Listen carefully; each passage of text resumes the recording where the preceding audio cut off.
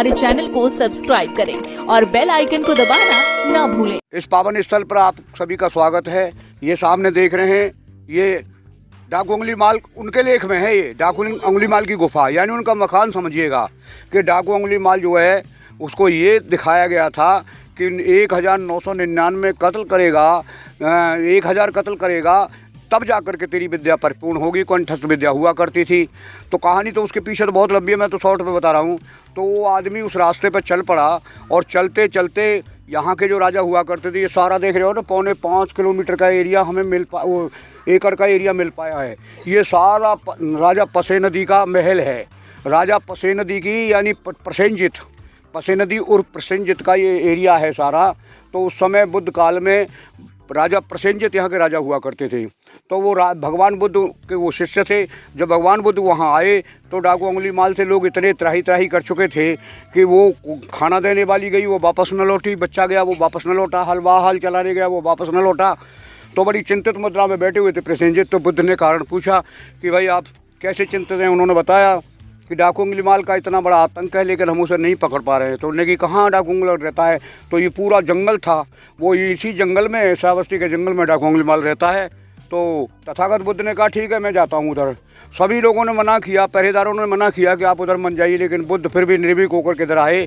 डाकू अंगुलीमाल ने सोचा, देख तो ये बताता है कि एक कत्ल बाकी रहा था, तो वो और उंगलियां माला पहन लेता था, काट करके उंगलियों की माला पहनता था, इसलिए उस अंगुलीमाल कहा गया। तो जब वो यहाँ आते हैं तो वो अपना खड़ग लेकर के उनके पीछे भागता है एकदम, लेकिन बुद्ध को नहीं पकड़ पाता। वो कहता है रे श्रमण रुक जा, रे श्रमण रुक जा, रे श्रमण रुक जा। तथागत कहते हैं मैं तो रुक गया मगर तू कब रुकेगा। तथागत बुद्ध कहते हैं मैं तो रुक गया मगर तू कब रुकेगा। इस बात को सुन करके वो कहता है मेरे सामने तो पेड़ भी अपनी बगैर मेरी इजाज़त के नहीं हिलते, और ये निर्भीक साधु, इसको मौत का डर नहीं है। समझे। जब कहता है कि साधु जी तुम्हें मौत का डर नहीं है, बोला मौत का डर कैसा, ये तो प्राकृतिक देन है जो हमें जीवन मिलता है और मौत मिलती है, तो प्रकृति के दोनों उपहार हैं हमारे लिए। समझे। अगर तेरा कोई मनोरथ मेरे मारने से सिद्ध हो सकता है तो ले मेरी गर्दनें मार ले। अब वो इतनी बात जब सुनी तो वो दंग रह गया एकदम। आपकी बात का मतलब नहीं समझा। तो उन्होंने कहा कि जिस मार्ग पे मैं जिस सदमार्ग पर चल रहा हूँ, मैं तेरे कहने से रुक गया, लेकिन तू जिस मार्ग पर जा रहा है क्या तू रुकेगा। इसका जो प्रायश्चित होगा, इसका दंड भोगना होगा, तब क्या तेरा परिवार, तेरे घरवाली सब लोग इस दंड को भुगतेंगे। बस फिर क्या था जी, उसकी आंखें खुल गई और बुद्ध की शरण में गिर गया। बोला मेरा कल्याण कैसे हो। तो बुद्ध ने कहा तेरा कल्याण तभी हो सकता है कि मन को शांति चाहता है बस बुद्ध धर्म का अनुयायी, बुद्ध धम्म का अनुगामी, और 3 बार कहना होगा तो बुद्धम शरणम गच्छामि, धम्मं शरणम गच्छामि, संघम शरणम गच्छामि। तो ये महल उसी का है, ये डाकू अंगुलीमाल गुफा से का प्रतीक है। ये सामने आप देख रहे हैं, ये सामने ये अनाथ पिंडक। इसकी छोटी सी कहानी बता देता हूँ मैं। जो सुदत्त नाम का एक व्यापारी था और जिसकी बहन ब्याही थी राजगीर के अंदर राजा बिंबिसार के लिए। तो वो एक बार व्यापार करते करते अपनी बहन के यहाँ, रिश्तेदारी में लोग जाते ही हैं, तो पूरा नगर दुल्हन की तरह सजाया हुआ था। तो उसने अपनी बहन से पूछा बहन आज कोई त्यौहार है क्या। पूरा नगर राजा ने सजवा रखा है। बोला तुझे नहीं मालूम आज भगवान बुद्ध आ रहे हैं। भगवान बुद्ध आ रहे हैं, कोई अलौकिक पुरुष हैं क्या, कोई ज़्यादा। बोला तू देख ले। तो उसे उत्सुकता प्राप्त हुई कि मैं भी तथागत बुद्ध को सुनूं। बस तथागत बुद्ध को सुना। वो इतना, जिसने भी बुद्ध को सुना वो बुद्ध का होकर गया। उसने कहा तथागत को, उसने निमंत्रण दे डाला कि कभी भगवान आप श्रावस्ती में आए। और जब श्रावस्ती की बात आई तो भगवान तो भी याद रखते थे, उन्होंने मौन निमंत्रण स्वीकार कर लिया और टाइम मिलने पर तथागत बुद्ध श्रावस्ती में आए। और अनाथ पिंडक ने उनके लिए, जो अभी हम चलेंगे जेतवनाराम, मैं जब 95 में आया था तो कोई बाउंड्री नहीं थी, कोई टिकट नहीं थी वहाँ पर, लंगूर उछल कूद करते थे। तो वहाँ से मेरे मन में एकदम पैदा हुआ कि हमें हज़ारों साल अपने तीर्थों से अलग रखा गया। हम लोग नहीं समझे, हमारे पिताजी नहीं जानते, पिताजी के पिताजी नहीं जानते, और मैं अपनी पीढ़ी में से पहली बार यहाँ पर आया। और उसी दिन बहन जी ने सन 95 को 21 मई की पूर्णिमा थी, याद कर लेना, देख लेना कैलेंडर जा करके, इस ज़िले को श्रावस्ती को, जो कोई दर्जा नहीं मिला था, इसको ज़िला घोषित किया था, बलरामपुर को ज़िला घोषित किया था। तो बताना मैं चाह रहा हूँ कि जैतवन बिहार, उन्होंने कहा भगवान बुद्ध के लिए मैं कौन सा लौकिक तोहफा दे सकता हूँ। तो उन्होंने सुना मेरे जो जीजा हैं या मेरे बहनों, ये मेरे रिश्तेदार हैं, उन्होंने बैंडूबंद दिया है। तो और भगवान बुद्ध को ज़रूरत क्या थी, रोटी भोजन तो सब मिल ही जाता था, बस उनके भिक्खु संघ इतना बड़ा होता था। तो उसने कहा मैं भी कोई बगीचा दान करूं। तो यहाँ का जो राजा का बेटा था जेत कुमार, उसकी अपनी ज़मीन थी। तो जेत के पास गए और उन्होंने कहा भाई ये बगीचा आप मुझे दे दो। बोले क्यों? कि भाई मैं आपको जो कीमत मांगोगे दूंगा। बोला मैं बेचता नहीं हूँ। बोला मैं दुगनी कीमत दूंगा फिर भी नहीं बेचूंगा, मैं तिगनी कीमत दूंगा फिर भी नहीं बेचूंगा। जब वो ज़्यादा ही जब मैं पड़ गया, सुदत्त व्यापारी इतना बड़ा व्यापारी था कि 500 गाड़ियों में तो सिक्के लाद करके वो चलता था। तो उसने कहा अच्छा ठीक है, तू लेना ही चाहता है ना, तो ये जितनी ये मेरी ज़मीन है इस ज़मीन में सिक्के बिछा दे। और आपको पता होना चाहिए हमारे देश, हाँ हमारे देश में सोने का, चांदी का सिक्का और फिर तांबे का चला, फिर अब कागज़ी मुद्रा आ गई और अब पता नहीं अब क्या आएगी। और नेपाल में तो प्लास्टिक की मुद्रा चलती है। तो उसने कहा तू इसको मतलब जितना एरिया तू दबा दे वो तेरा है। बस फिर क्या था, बैलगाड़ी पे बैलगाड़ी आने लगी, कई दिन लग गए और मजदूर लगा दिए उसने। और उस जेत राजकुमार का जो बगीचा था उसको बिछाना शुरू कर दिया। जब वो बिछते बिछते वो पूरा बगीचा जब कवर हो चुका और उसमें से 1/4 रह गया, तो जेत कुमार का सर ऐसे हो गया, राजघमंड उसका चरणों में आ गया। उसने कहा कि भाई ये आदमी और अपनी पूरी धन दौलत उस संत के लिए अर्पण कर रहा है, तो आखिर तो उस संत में कोई करामात तो होगी ही। तो भाई ऐसा कर, अब तू मुझे माफ़ कर दे, ये बगीचा तेरा हुआ और ये जो बाकी की जगह मुझे भी कुछ पुण्य कार्य करने दे, ये जगह मैं तुझे फ्री में देता हूँ। तो जनाब वो सुदत्त व्यापारी उर्फ अनाथ पिंडक, पाली भाषा में अनाथ पिंडक कहते हैं, जो उसको रोज़ाना भूखे नंगों को भोजन और वस्त्र मुहैया कराता था। अनाथ पिंडक जिनका कोई नहीं होता उनको पिंड पात देने वाला, पिंड पात का मतलब होता है भोजन पाली भाषा में, तो वो अनाथ पिंडक कहलाया। तो ये सामने देख रहे हैं महल उसी अनाथ पिंडक का है।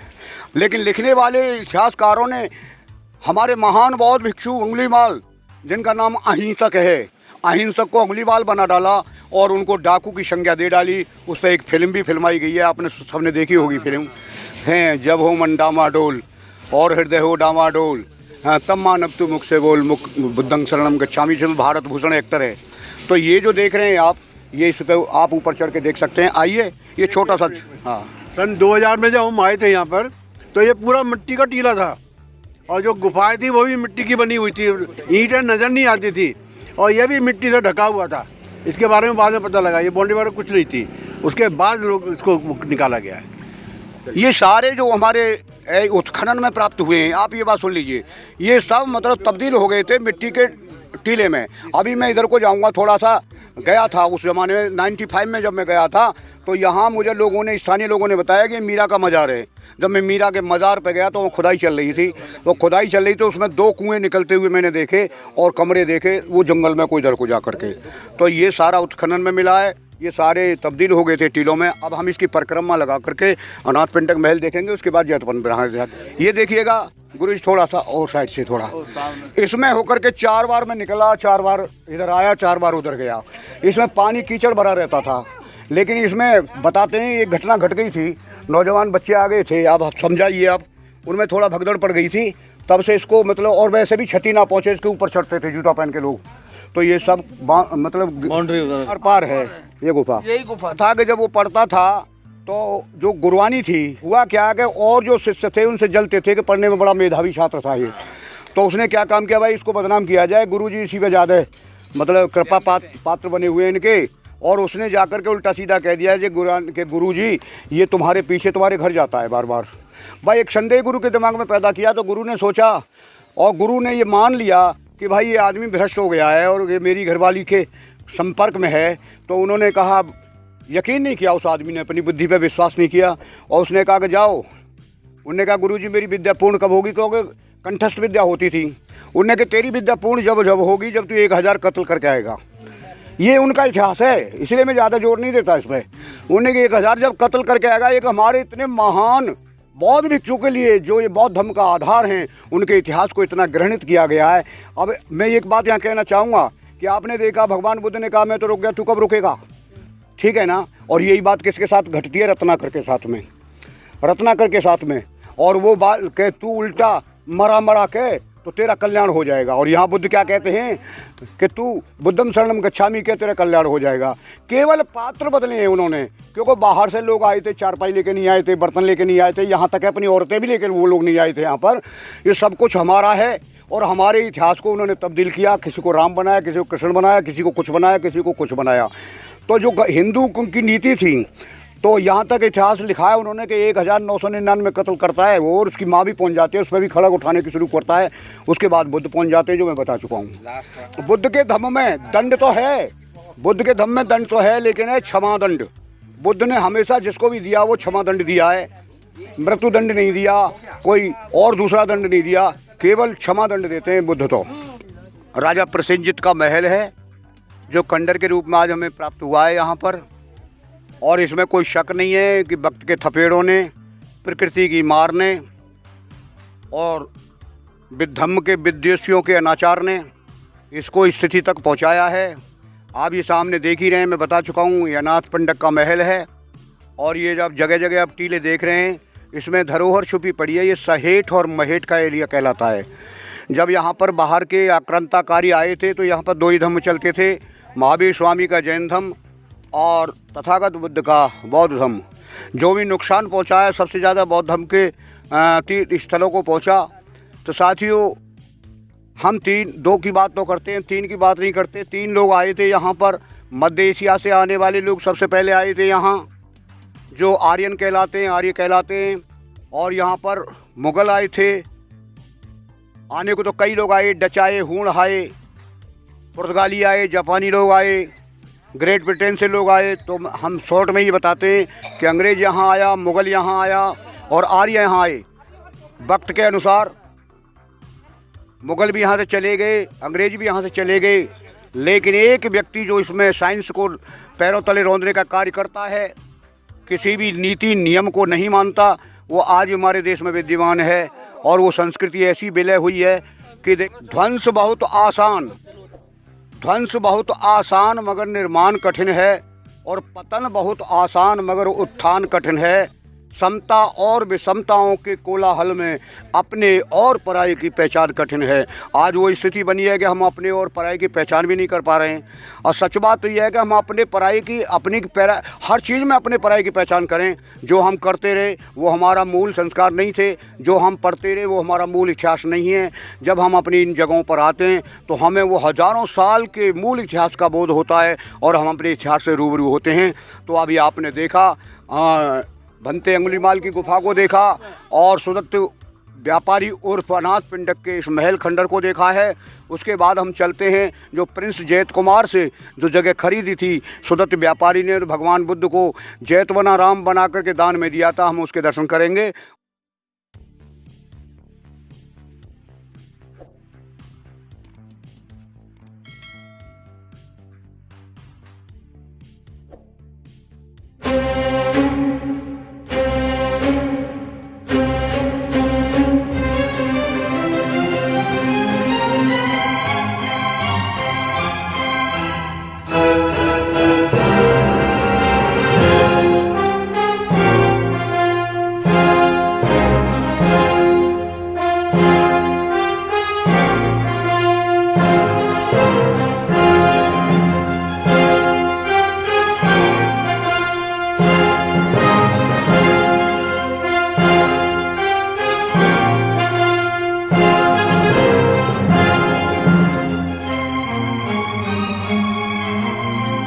बोधि वृक्ष कहते हैं ये भगवान के जो प्रिय शिष्य थे आनंद, उनके द्वारा ये रोपित किया गया था, इसलिए इसका नाम रख दिया गया आनंद बोधि वृक्ष।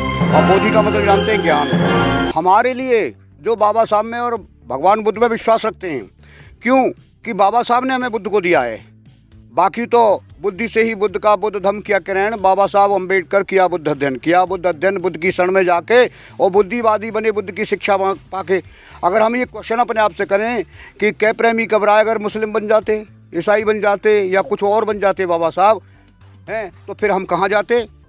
आप समझ जाइए कि हम वहीं चले जाते जब बाबा साहब गए थे। लेकिन बाबा साहब ने समता मैत्री बंधुता का धम्म जो भारत की धरती पर पैदा हुआ था उसी को अंगीकार किया उन्होंने। ये वो पावन जगह है जब 25 वर्ष भगवान बुद्ध ने बिताए थे यहाँ पर। अब आप अनुमान लगा सकते हैं 45 साल तक धम्म का प्रचार करते हुए तथागत सम्यक संबुद्ध, और 45 वर्ष आवास इस नगर में उन्होंने किए थे, श्रावस्ती के अंदर किए थे। तो शायद वो श्रावस्ती को कितना प्यार करते थे। तो यहीं से एक कहानी निकलती है। आज की जो कहानी है केवल शॉर्ट में चल रही है, नहीं कहानी तो 8-9 निकलती हैं। तो विशाखा की, मिगार माता की निकलती है, प्रकृति की निकलती है, और मतलब कई कहानी पटाचारा की निकलती है, अंगुलीमाल की निकलती है। लेकिन हम अंगुलीमाल की कहानी, यहाँ पटाचारा की कहानी सुनाना चाहेंगे केवल। लेकिन नगर श्रेष्ठी थे यहाँ पर, उनकी लड़की का नाम हम इतिहासों में नहीं मिलता, मेट दिया गया, तो हम इस समय उसका नाम श्यामा मान लेते हैं। श्यामा ही मिलता है लिखा हुआ, उसका नाम श्यामा था। उनके घर में एक घरेलू नौकर रहता था, उसका नाम था प्रेमपाल। ठीक है जी। तो ये हम इतिहास की कड़ियों को जोड़ रहे हैं। तो प्रेमपाल भी हम उम्र था उस लड़की की, और राज नौकर था। तो हुआ क्या, आखिरकार वो नगर श्रेष्ठी की जो लड़की थी उस और नौकर की आँखें थीं 2 से 4 हो गई, आप समझ गए होंगे मेरी बात को।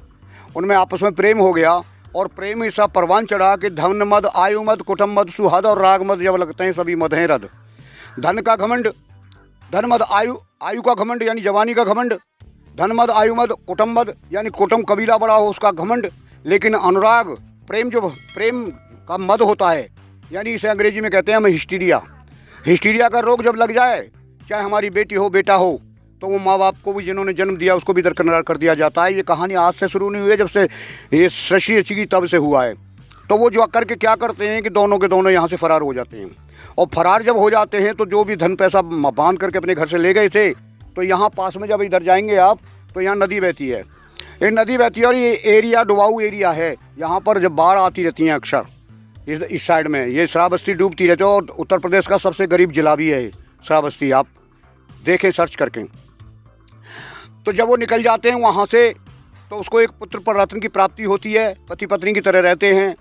और फिर दूसरी बात, जब वो गर्भवती होती है, तो उनके पास खाने पीने का सब सामान ख़त्म हो जाता है। बहुत शॉर्ट की कहानी है, बहुत शॉर्ट में बता रहा हूँ।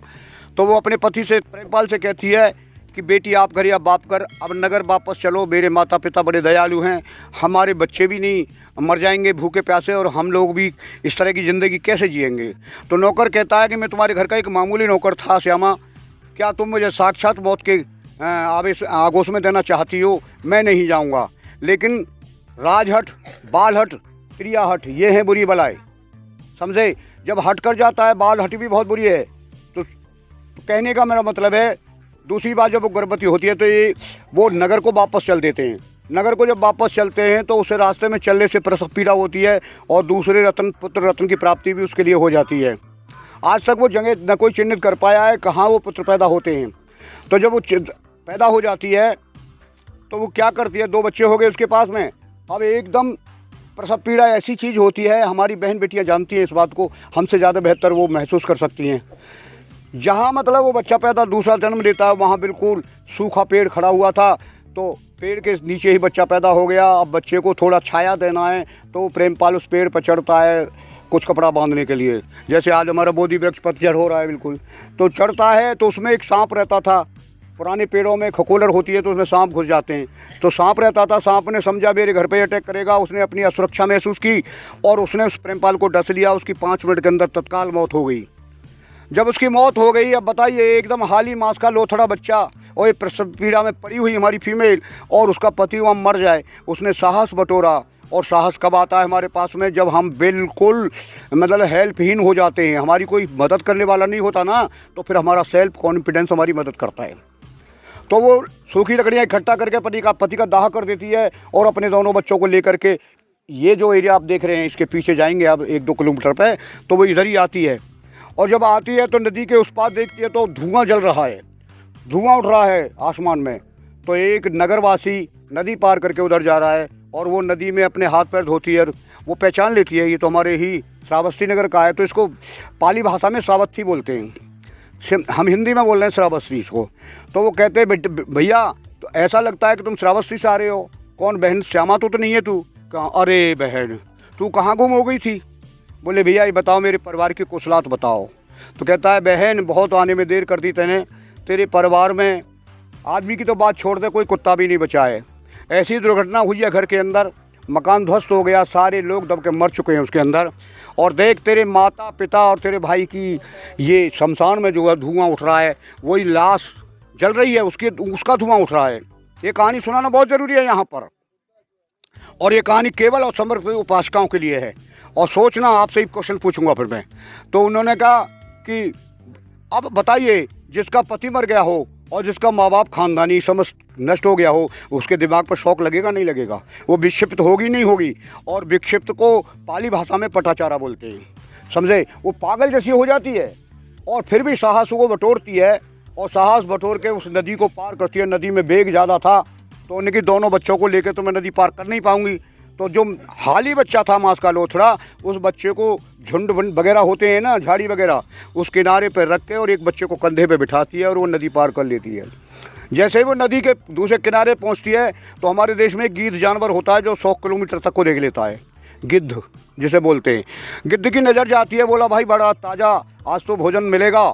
और मांस का लोथड़ा वो बच्चा दिखाई दे रहा था कि कहीं गिद्ध लिखा है कहीं बाज लिखा है, ठीक है ना। तो वो गिद्ध जो है या बाज मान लीजिए उस बच्चे पे, तो वो तो उस बच्चे को लेके उधर आ रही है और बच्चे को किनारे पे खड़ कर जैसे ही वापस जाना चाहती है और नदी की बीच धार में पहुंचती है तो वो गिद्ध जो है, वो बाज जो है, जो हिंसक परिंदा है, वो उस बच्चे को अपने पंजों में दबा लेता है। अब बताइए कोई किसी माँ की ममता, जब माँ की ममता की तो आकलन संसार में आज तक कोई नहीं कर पाया है, इसका तो कोई शब्दों में बयान किया ही नहीं जा सकता। फिर क्या था, उसके मुंह से चीख निकल जाती है और छोटा बोध बच्चा सोच रहा है शायद माँ मुझे बुला रही है।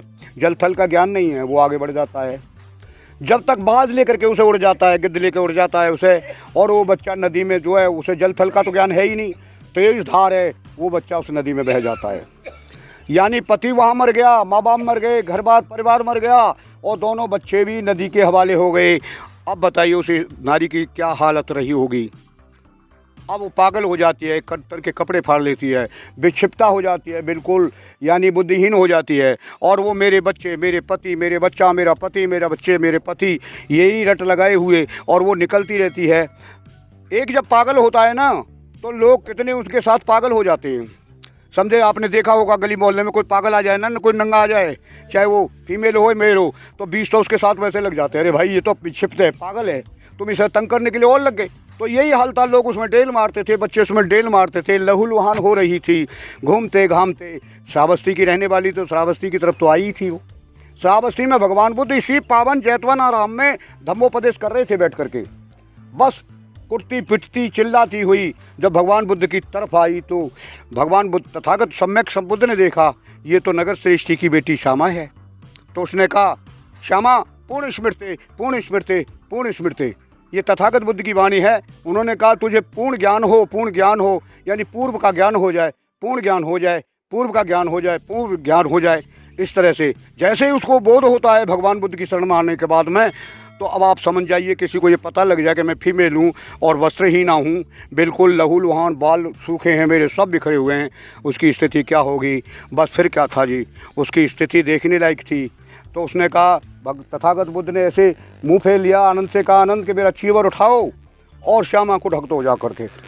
आनंद भी ऐसे जाते हैं और चीवर लेते हैं और श्यामा के पूरे शरीर को ढकते हैं। पहले तो चीवर की पहचान बता दूं, 12 मीटर 13 मीटर कम से कम 10 मीटर में बनता है।